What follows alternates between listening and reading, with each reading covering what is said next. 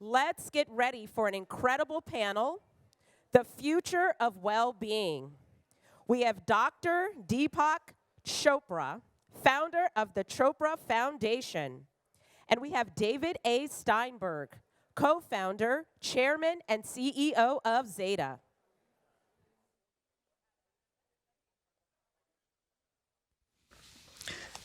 Deepak, welcome. Thank you. Thank you so much. What an incredible honor for us to have Dr. Deepak Chopra at Zeta Live this year.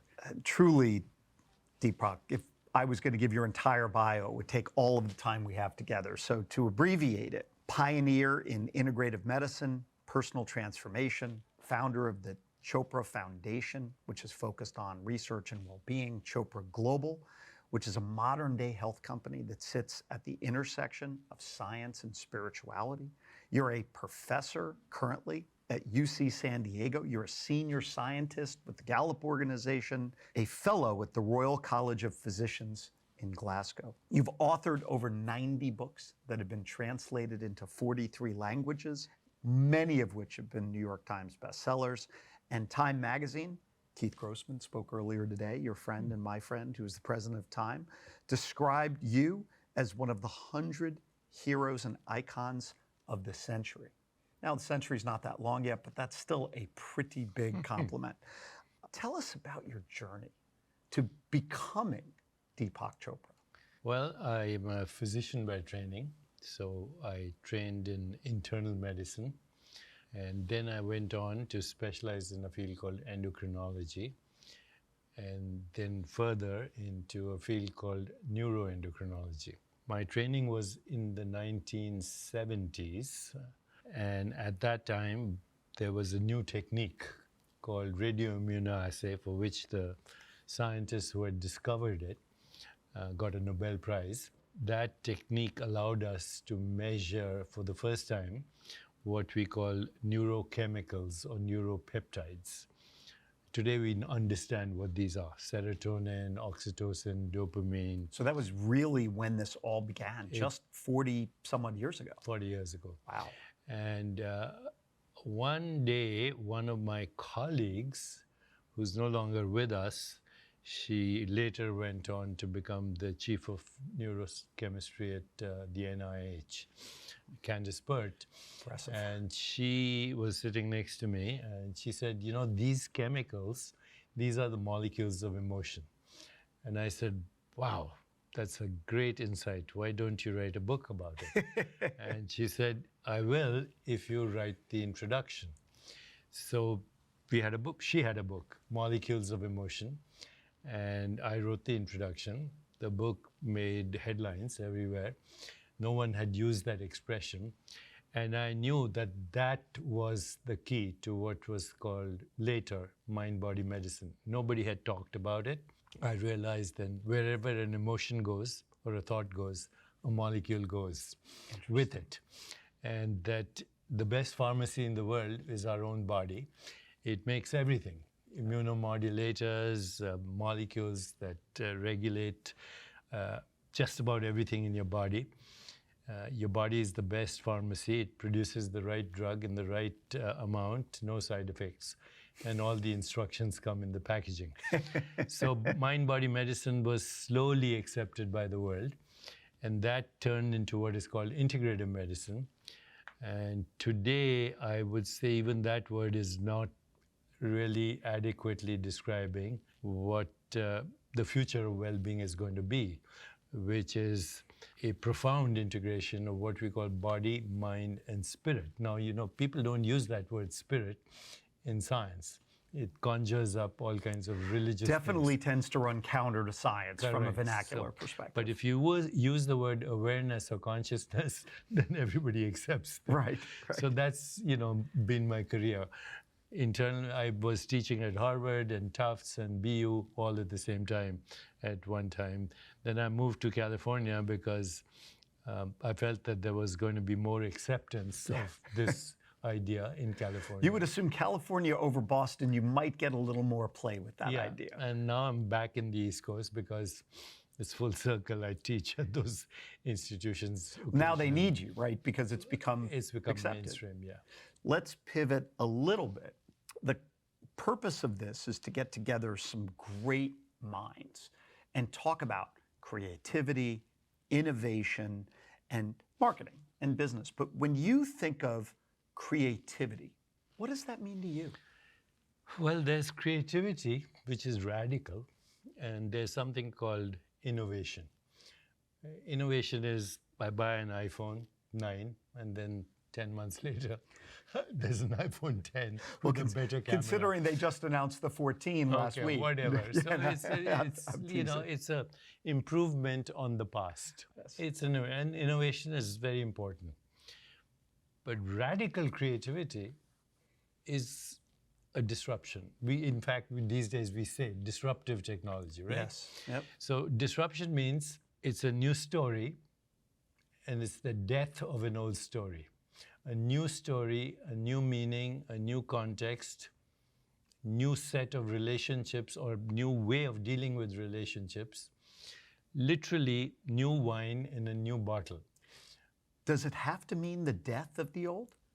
If it's radical, yes. If it's radical enough. If it's radical, yes. Interesting. So, when I first came to this country in 1970, I'd never seen a TV set, okay? And then there was color TV. Then there was fax machines. And somebody told me there's soon going to be a video fax. Yep. And now, where are we with digital technology, right? Yes. Is anyone using video fax, or is anyone even using any of the old technologies? All gone. Gone. Okay, so when you have a real creativity, it's a new story, and as I said, it's totally disruptive. There's a theorem in mathematics called Gödel's theorem, which says there are theorems that are true, but you can't prove them because they have nothing to do with an algorithm, with the previous theorem. So this theorem stops here. Suddenly the mathematician comes up with a new theorem, and it has nothing to do with the previous theorem, and yet it looks and seems intuitively to be true. If the mathematician accepts that, then they can continue with their new algorithms. Right. But if you don't, they're stymied. It's over. So this is actually a proof that there is radical creativity even in nature. And nature, I believe, even evolution is punctuated by creativity. Now, if you say that to somebody who's a traditional evolutionary biologist, they'll say nonsense. It's random mutations and natural selection. Right. But what appears random to us is actually unpredictable. Chaos theory? Chaos theory. Creative chaos theory. So, imagine going to Grand Central Station or Penn Station or wherever, or an airport. I go to both regularly. Everybody is kind of moving to you chaotically. Correct. But each of them is going to a destination. Yes. And if you actually map that out, you'll know the probabilities of who's going where. And then you can even market that, say so many tickets here, so many tickets there, so many tickets here. And is that where data and perhaps artificial intelligence can come together to help read those patterns? Artificial intelligence is a very interesting area right now because artificial intelligence takes into account what they call unpredictability. Yes. And so, yes, artificial intelligence combined with all the new technologies that we're seeing, VR, augmented reality, metaverse, they're all kind of coming together to create a new story for humanity. And this new story will actually explore vistas of creativity not only out there in space, but in here. We'll have a new story that even Homer never dreamed of. Well, Homer certainly dreamed of a lot. Yes. When you think of AI, how do you think that changes medicine, by way of example? You started as a traditional doctor. You had to move to California to become a more creative doctor. You've now moved back to the East Coast to help them be more creative. But when you think of, to call it, as you said, innovative medicine is an understatement compared to where we're going. How does medication from outside the body play into that, if at all? And how does AI help us to build custom medication? So here we are in a very interesting time. there is no experience, including this one, and including the people who are watching us, that is not measurable. For example, right now as we're speaking, our frontal cortex is active, your and mine. Yours is more active than No, mine. we're interacting. Your responses are allowing me to answer your questions. So our frontal cortex is interacting, and it's interacting with the audience as well. Okay, so what we call the mind is not in our brain. The mind is embodied here. Yes. And it is relational, and it regulates the flow of energy and information in an ecosystem of relationships.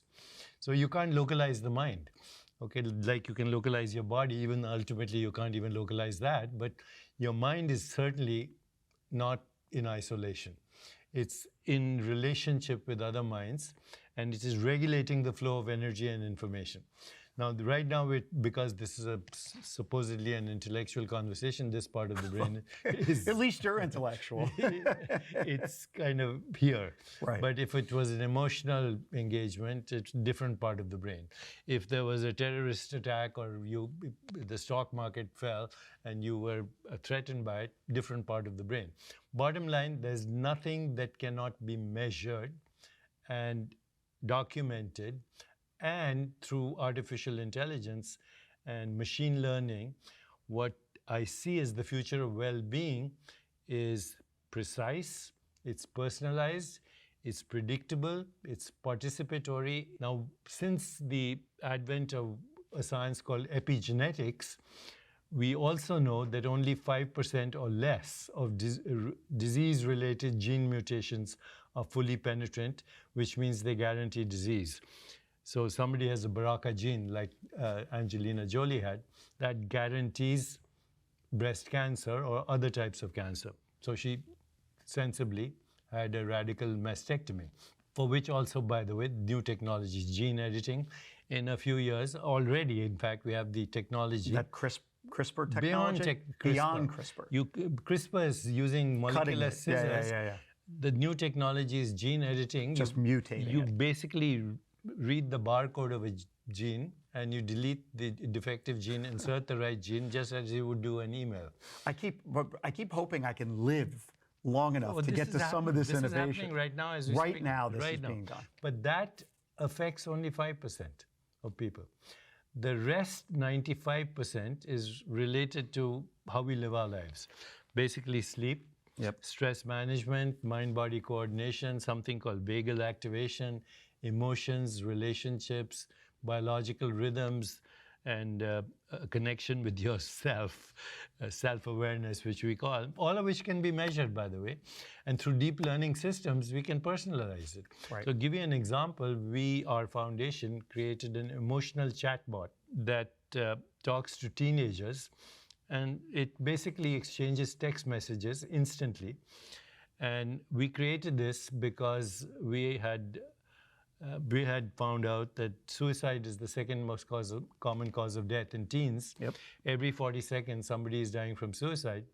Our emotional chatbot, Peewee, has intervened in 6,000 suicide ideations, is talking simultaneously to 20 million people, and now there are 20 million people using this platform simultaneously on any given moment. At any given moment.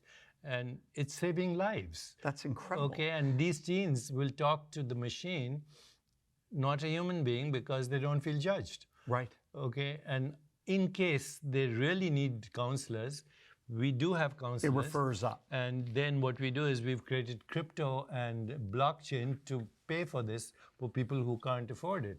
So with the new technologies, we will actually democratize well-being globally. The PV is now being updated as we speak in Arabic, Urdu, Farsi, and going global. That's incredible. I mean, it must be so rewarding for you to think about all of the lives that you change on a daily basis. Do you ever stop and look at that? You just said that based on your learnings and what you've put together with technology, so science and technology together here, 20 million people a day are interacting with this one platform. That's incredible. You know, a long time ago, David, I came across, as a result of the Dalai Lama's interaction, we become friends. And he said to a group of social scientists, figure out what creates happiness. He's a happy guy, by the way. Was red wine on the list? Red wine, not at that time, but it could be on the list. It's on my list, so I apologize. Yeah, I know. Within moderation, it should be on the list. But here's the happiness equation. I think people would want to know. I think everybody wants to know how to be happy. What is the formula? Yes. So 50% of your happiness every day comes from what we call your brain set point. If in the midst of adversity, you see an opportunity, you're a happy person. If you complain, condemn, criticize, or play the victim, you're an unhappy person. So hope, is hope? It's seeing opportunity in the midst of what everybody else thinks is a crisis or adversity. So instead of saying, what's the problem, you ask yourself, what's the opportunity? What's the opportunity? And then you incubate with that, even collectively. Okay, now look at what happened during the pandemic. Of course. Okay, Zoom, vaccines. Now these vaccines are going to actually not only be for anything. Yeah, for cancer, of course, for other diseases. Anything. Yes. And a lot of good came out of this pandemic, including our understanding of climate change and global warming and artificial intelligence, how it can monitor in real time what's happening with the climate and what artificial intelligence can do to intervene with that. So finding opportunity. That's half. That's 50%. 10% of your happiness comes from what are called material conditions. So basically money. So if you win the lottery, you'll be very happy. For a week. In 6 months, you'll be happy, but then you start to plateau. At the end of the year, you return to your set point. In fact, after 5 years, you might be more unhappy because now you have all this money, you're worrying about investments, stock market, this, that, the other. Your self-identity becomes your net worth. So you confuse net worth with self-worth. And if you do that, you're a miserable person. I always say money is an amplifier. If you're happy, it will probably make you happier. If you're unhappy, it'll ultimately make you more unhappy because you get it and you're like, this didn't change my happiness level. And so recently, I wrote a book called Abundance, The Inner Path to Wealth. And it was inspired by a quote from Bob Marley, who said, some people are so poor, all they have is money. Right. Yes, exactly. So 10%. That's 60%. Now we have 40% remaining. That comes from two kinds of activities. That is, what do you do every day for joy? And so people do two things for experiencing joy every day. Every day, two things. One is personal pleasure, red wine, shopping, okay, sex. I'm not going to touch that one. I was going to make a joke about shopping and my wife, but you jumped to the next topic too shopping fast. is the number one reason people seek pleasure, by the way. That's why we would call people consumers. It's an ugly word, actually, for stardust beings with self-awareness. Exactly. So shopping, etc. Does that bring happiness? The answer is yes, but it's transient. The other kind of activity is called fulfillment. Fulfillment comes from when you have meaning and purpose in your life, but it comes very fast when you make other people happy. And you can make other people happy by giving them attention, appreciation, affection, and acceptance. Want to make somebody else happy instantly, send them an emoticon, I'm thinking of you, you'll give them a dopamine hit. So I do what I do because it gives me dopamine hits. Well, you're giving, you're helping tens of millions of people. Your dopamine hits must be off the chart. No wonder. Dopamine, serotonin. No wonder you're so happy every time I see you. Opiates, the whole set of molecules which we discovered in the 70s. So you touched on the word wellness. And I think a lot of people think of wellness as being the be-all and end-all. You think of it as wellness versus well-being. So wellness is, what's your blood pressure, what's your cholesterol level, et cetera, et cetera. Your doctor gives you that, take it easy, or your cholesterol is high, this is what you want. Have you been talking to my doctor? No, I'm just kidding. okay. Well-being is a state of being, and it is measured in 5 buckets. Should be 6 buckets, but the 5 buckets are corporate well-being, social well-being, physical well-being, community well-being, and financial well-being. And there are very strict criteria for each of these buckets. So corporate well-being is when you have shared vision, a leader who has shared vision, emotional bonding, and everybody's complementing each other's strengths, like a good football team, let's say, okay, where you need that. But if you have the same... American or European football? Either way. Soccer. Just kidding.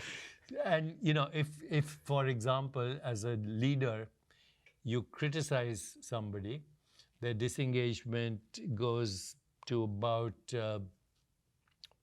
40%.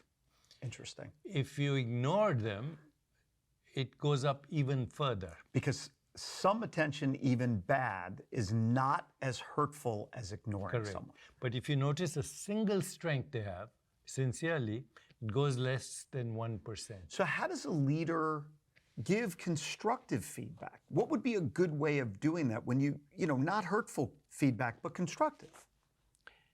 You ask, what am I observing? What am I feeling? What do we need? How do we fulfill that need?